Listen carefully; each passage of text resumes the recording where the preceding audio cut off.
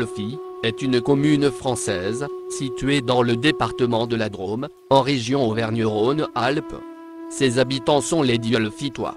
Dieulefit est situé en Drôme provençale, à environ 30 km de Montélimar, 60 km de Valence, 140 km de Lyon, 100 km de Grenoble, 160 km de Marseille et 160 km de Montpellier, à vol d'oiseau.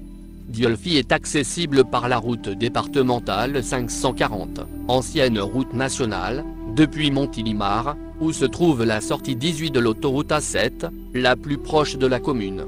La gare SNCF la plus proche est celle de Montélimar.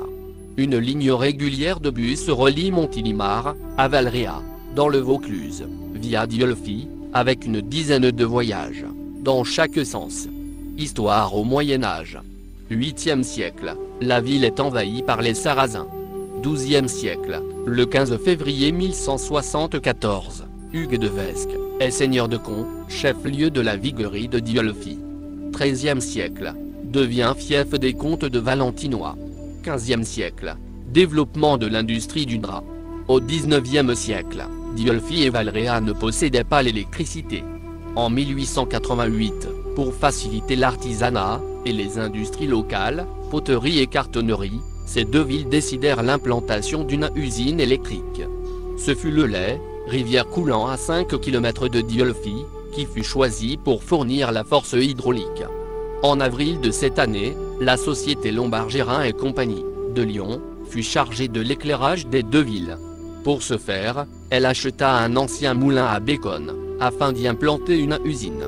Par contrat, il était prévu 115 lampes d'éclairage à Dieulefit, et 230 à Valréas.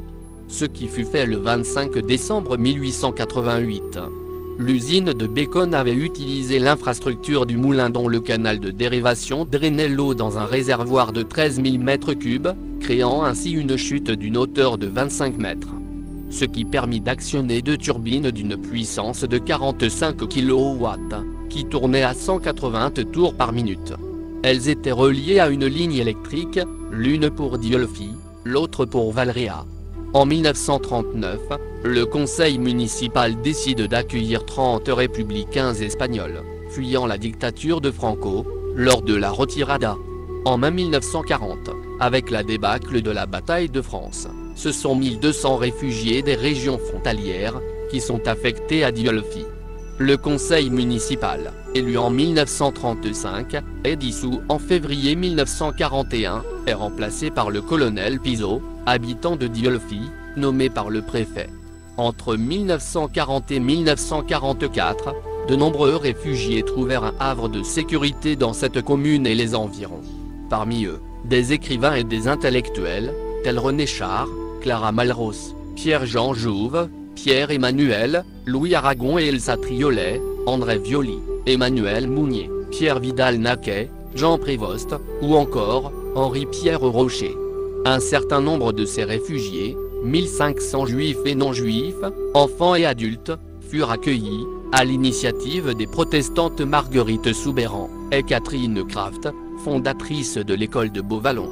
À partir de janvier 1943, Marguerite Soubeyran organise la résistance armée, en regroupant des réfractaires au service du travail obligatoire, que Jeanne Barnier, secrétaire de mairie, dote de faux papiers. 7 de ses habitants sont reconnus comme justes parmi les nations. Les historiens et la presse parlent du miracle de Dieulefit, du fait que pas un seul réfugié n'a été dénoncé, pendant toute la durée de la guerre, alors que la population comptait environ un tiers de réfugiés. Le 6 juin 1944, les maquisards des environs défilent dans les rues de Dieulefit. Durant l'été, un comité local de libération est constitué. Le conseil municipal nommé en 1941, se dissout de lui-même, le colonel Pizot attendant le 26 août pour démissionner.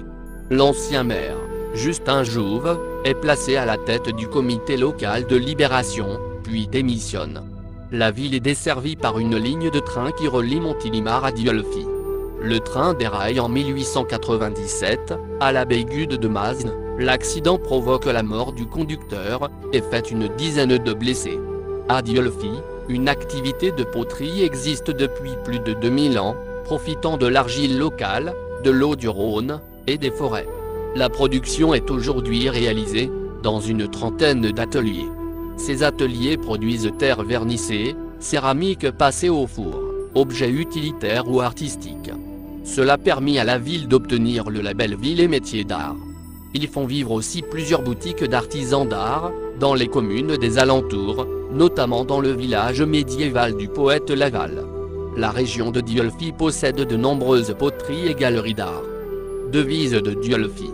En vivaro alpin, elle s'énonce « Loutem passo, passo luben », c'est-à-dire le temps passe, passe le bien. Cette devise est inscrite sous le cadran solaire, et l'horloge de la tour de l'horloge. Mes sources proviennent notamment de Wikipedia.com.